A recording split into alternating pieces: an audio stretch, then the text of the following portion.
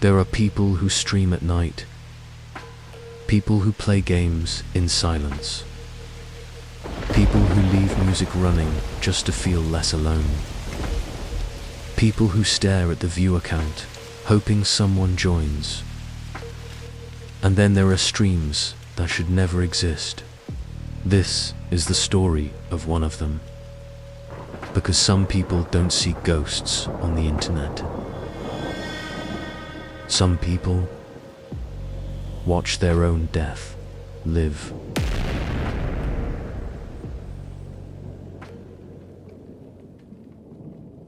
It was 2:11 a.m. when Daniel started the stream. Small apartment.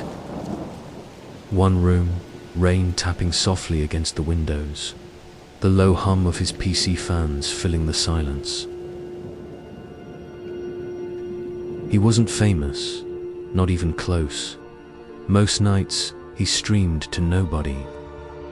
Maybe one random viewer for a few minutes, then gone. But streaming helped with the loneliness. That was enough. Daniel adjusted the microphone and looked at his own face on the preview. Dark circles, pale skin. The kind of face that hadn't slept properly in weeks. The stream went live. Viewers, 0. He leaned back. Well, probably another dead stream. He laughed quietly to himself. For a while, nothing happened. He scrolled, read comments, spoke occasionally just to fill the silence. Then the chat moved. Donna Lookback has joined. Daniel smirked. Nice username.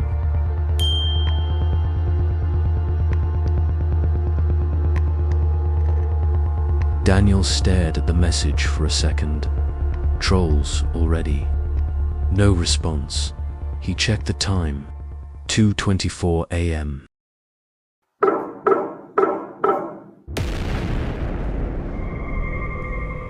Daniel froze. Slow, heavy, deliberate. Not the kind of knock a neighbor makes.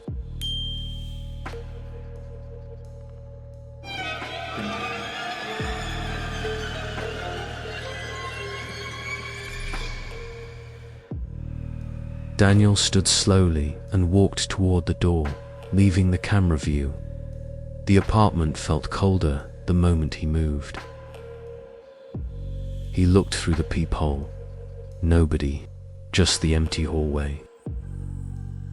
But right before he stepped away, something moved at the far end of the corridor, too fast to understand.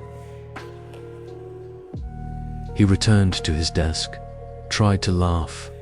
The fear was already in his voice. All right. Weird coincidence.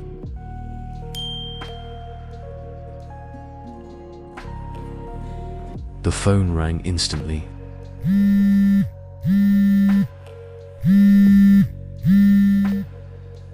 Unknown number. He let it ring once, twice, 3 times, then answered. Breathing, thick, slow, uneven. Hello? Nothing. Then his own voice, repeating the exact word he'd just said. Hello. The phone slipped from his hand onto the desk.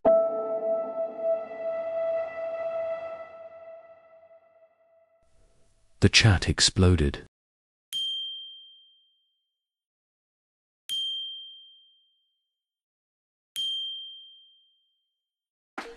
Daniel stared at the monitor. Something was wrong with the stream preview. He thought it was normal latency at first. Then he lifted his hand, and the version of himself on screen didn't move. 2 seconds passed, then it copied him. He slowly stood up, but the version on screen stood up before him. Not after, before. The live stream wasn't delayed. It was showing the future. Daniel stepped back from the desk. On the monitor, future Daniel walked closer to the camera.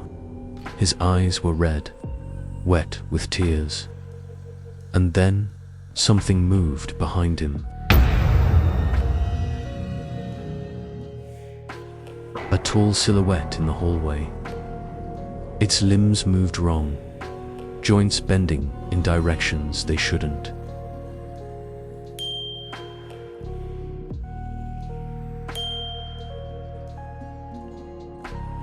Daniel grabbed the mouse and tried ending the stream. OBS froze. The cursor wouldn't move. A metallic scraping sound tore through the speakers. Then a crash from the kitchen. He turned his head slowly. The lights were off. Darkness filled the doorway. But inside that darkness, something was breathing. Not loudly, just enough to know it was there. Daniel reached for his phone. No signal. Daniel whispered, "What does that mean?" Future Daniel suddenly leaned toward the camera. His face filled the entire screen. He looked directly at Daniel, not at the viewers. At him. "Do not let it see your face." At that exact moment, Daniel felt warm breath on the back of his neck, close enough to feel moisture against his skin.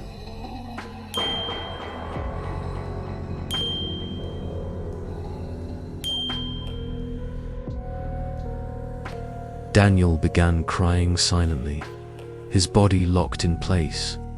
The breathing behind him slowed, almost curious. Then the stream jumped forward, not by seconds, by minutes. Future Daniel was gone. The apartment on screen was empty, his chair rocking gently by itself.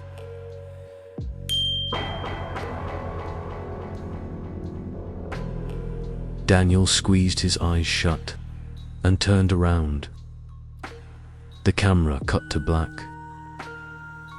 The stream ran for exactly 2 more minutes after he disappeared.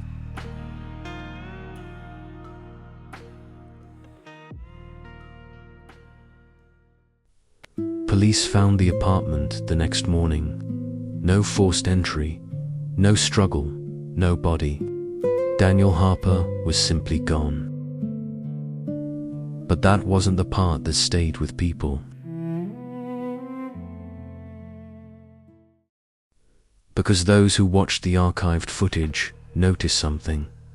Exactly 2 minutes after Daniel vanished, the camera shifted slightly on its own, as if someone had leaned toward it.